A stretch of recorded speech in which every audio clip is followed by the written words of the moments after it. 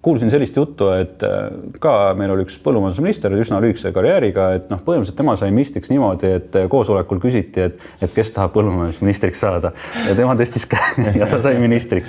Et sulle anti selline portfell või sa ise võtsid selle vastu, ma ei tea, kuidas teil see täpselt see asi käis, et kas see oli sul teadlik valik? Täiskõht ikkagi on väga oluline osa ka riigikaitsest. See kindlasti on üks küsimus, mis peab olema rohkem laual ja ma selle enda südameasjaks olen võtnud, et me selle toidujulgeolek oleks meil tagatud igas olukorras. Sul on põhimõtteliselt siuke linnamehe maine küljes. Et teiste ministritega ei olnud üldse ju seda küsimust, et Igor Taro või Karmen Joller ei näinud ühtegi meemi, on ju. Aga sinu kohta tuleb kogu aeg, et miks see niimoodi on? Kõik asjad on võimalikud.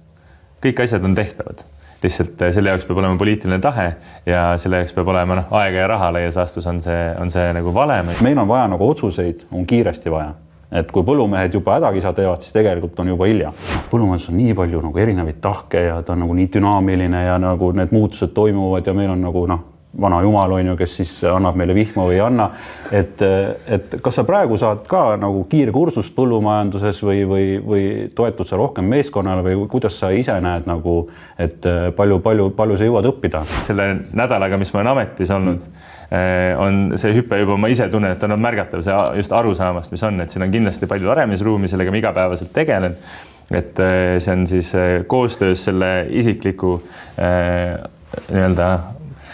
info vastuvõtmise sooviga, mis mul on kindlasti olemas, et seda entusiasmi mul on, see teema minu vastutada hetkel on ja ma teen seda hingega ja koostöös meeskonnaga, kes seda ka kindlasti mõned lünki täidavad. Üldjoontes ma arvan, et Euroopa Liidust tulevad direktiivid ja ressursid on Eesti jaoks vajalikud ja kasulikud.